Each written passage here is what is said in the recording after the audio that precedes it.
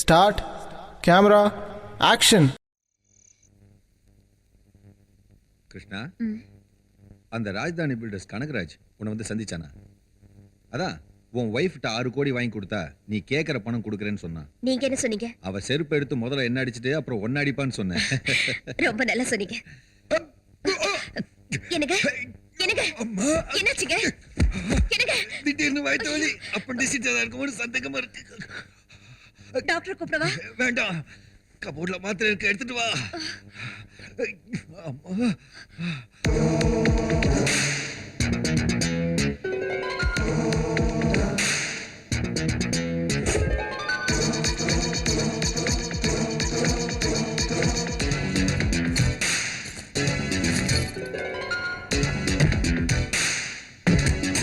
எனக்கு இந்த எனக்கு பாத்ரூம்ல இருக்கேன். அமீபியாட்டிக் பெயின், அப்பெண்டிசிட்டிஸ் இல்ல, லூஸ் மோஷன். அப்பா பயந்துட்டேன்.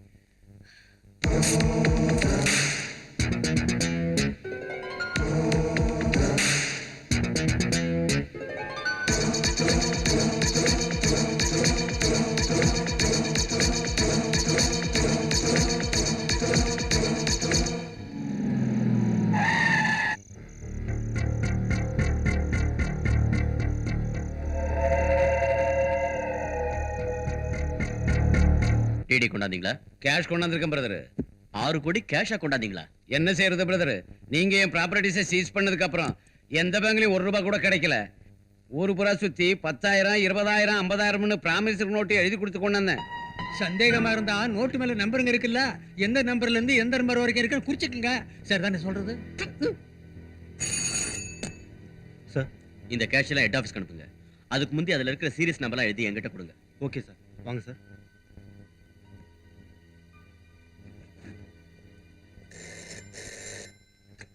ஹலோ, பிரகாஷ் பேசுறேங்க. அது 1 second.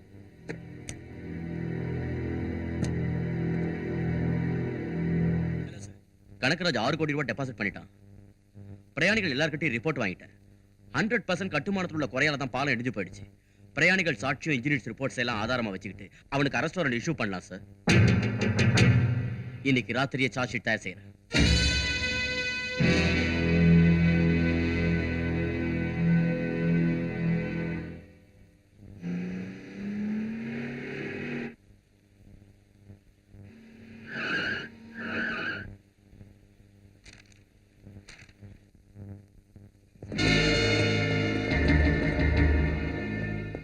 Security, sir. Somebody is going to attack us. Be alert. Move. Move.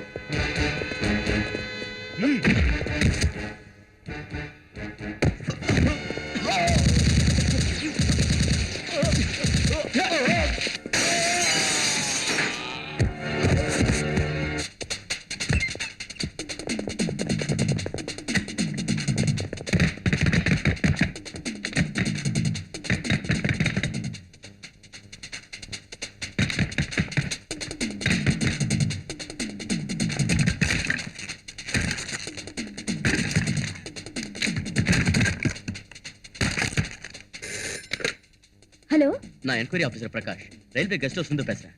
Ashok இருக்கானா? அவர் வெளியே போயிருக்கார் போல இருக்கு. கனகராஜ் ஆளுங்க என்ன சுத்தி இருக்காங்க. என்ன மர்டர் பண்ண முயற்சிக்கிறாங்க. நான் போலீஸ் ஸ்டேஷனுக்கு ட்ரை பண்ண எங்கேஜ்டா இருக்கு. நீங்க பக்கத்து ஸ்டேஷன் ட்ரை பண்ணுங்க. சரி.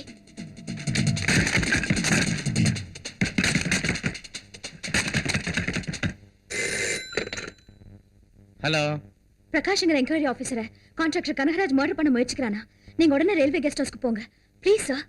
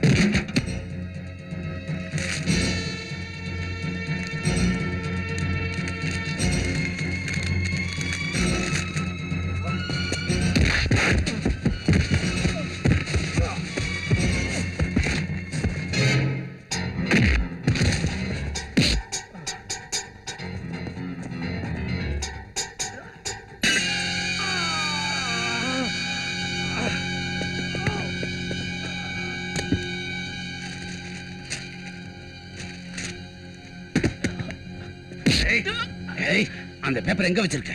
சொல்ல மாட்டேன்.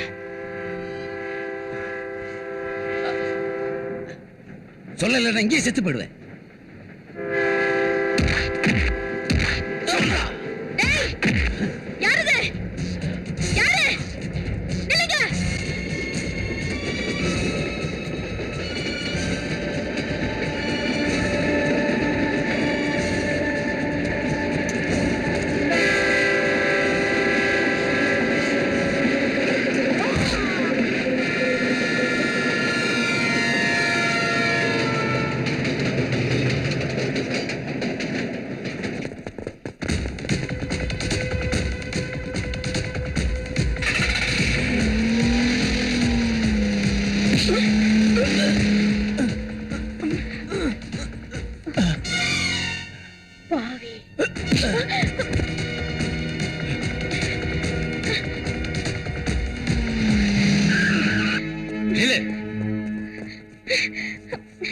என்ன பிடிக்கிற? என்ன ஆபீசர் கொண்டுட்டு தப்பி ஓடுது அவங்க. பிடிக்க வேண்டியது ஒன்னதான்.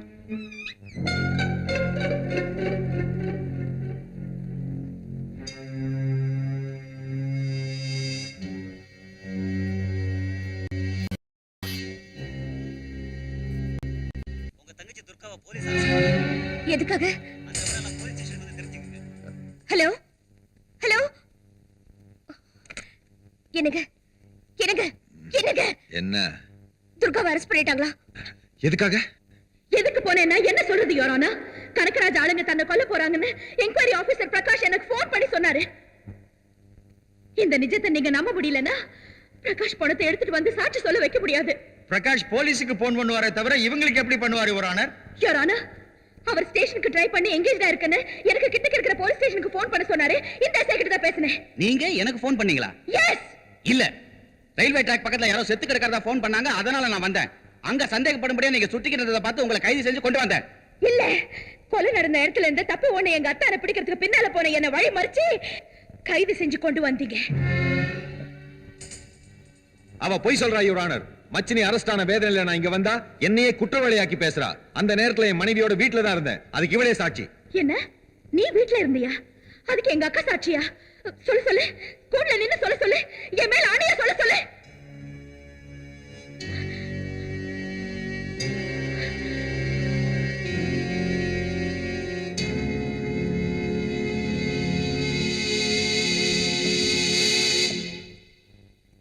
பாருங்கம்மா, ஆபீசர் இறந்து போன சமயத்துல உங்க கணவர் எங்க இருந்தாரு? வீட்டுல தான் இருந்தாரு.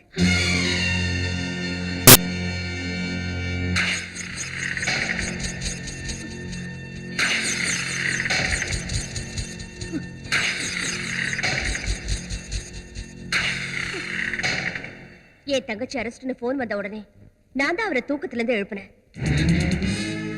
உன் புருஷனை நீ எழுப்பலடி, நியாயத்துக்கு எதிராக பின்பாட்டு பாடுறேன். பொட்டில ஏறுறதும் உனக்கு தானே ஞாபகம் வந்துச்சா? பைத்திய மாதிரி பேசாத. உன்ன மாதிரி அவர் எப்போ பஜாரோடைய சண்டை போட்டுக்கிட்டு இல்ல. பரிசுத்தமான குடும்பத்தை கோர்ட்டுக்கு இழுத்து கேவலப்படுத்துறியா நீ? என்ன நான் வேணும்னு போய் பேசுறேனா? நீ வேணும்னு சொல்றியோ அப்பாவித்தனமா சொல்றியோ எனக்கு தெரியலடி. ஆனா நீ சொல்றதெல்லாம் போய் தான். ஆமாண்டி, நான் பேசுறதெல்லாம் போய் தான். வேலை இல்லாம நடுராத்திரியில ரயில்வே கெஸ்ட் ஹவுஸ் கிட்ட போனேன். அங்க வேலை இல்லாத இந்த எஸ்ஐய கூப்பிட்டேன். வேலை இல்லாம இதெல்லாம் நானே செய்யறேன். ஒரு நேர்மையான ஆபீசரை கொலை செஞ்சா அதிகாரிங்க கண்டுக்காம இருக்காங்க. என் சொந்தக்காரங்க போய் சொல்றாங்க. இன்னும் நான் என்ன பேசணும் யோரானா? பேசாத அந்த பொம்மை தலைமையில கை வச்சு பேசவா? பேச்சு மாத்திர இந்த பொம்மை தலைமையில கை வச்சு பேசவா? இது கொலை கொலை கொலை. இது கொலையா இல்லை விபத்தா என்று முடிவாகவில்லை. அதனால் தக்க சாட்சி ஆதாரங்களை சேகரிக்க வேண்டும் என்று பிராசிக்யூஷன் சார்புக்கு உத்தரவிட்டு அதுவரையில் குற்றவாளியை ஜுடிஷியல் கஸ்டடியில் வைக்க வேண்டும் என்று ஆணையிடுகிறோம்.